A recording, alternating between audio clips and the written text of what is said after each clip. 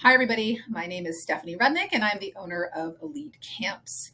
We've been serving thousands of families and their children, teaching them basketball for the last 25 years. And today I would like to answer the question that a parent asked just this week about whether or not I thought they should be sitting inside of their child's rep team practice.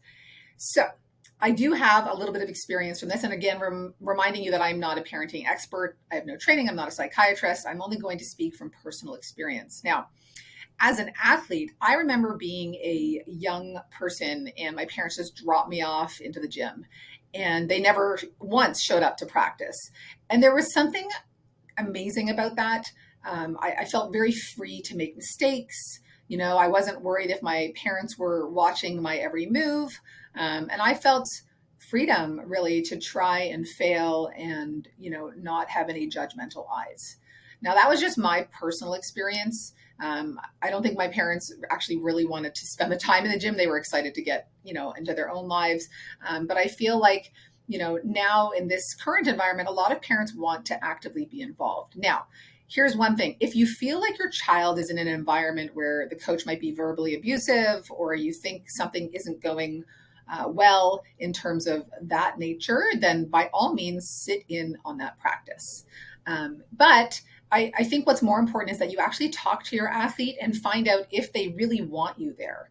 Now, my goal was always to make sure when, I had my own kids starting their rep practices is that, I never wanted to be there if I didn't have to be, not because I didn't enjoy watching them play. I love watching my kids learn and play and grow and develop, but I wanted to give them that freedom that my parents gave me.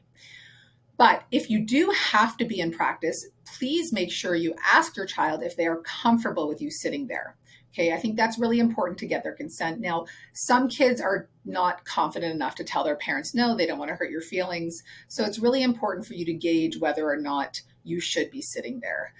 There's one little secret that I always like to share with families is that, if your child is constantly looking back at you every time they do something right or wrong, you probably shouldn't be in there. You want to have a situation where your child feels confident enough to make mistakes and not look over their shoulder and try and find you for their, for your approval.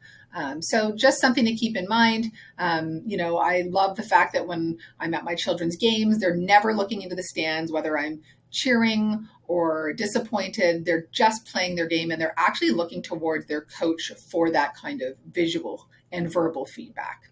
So I hope that helps.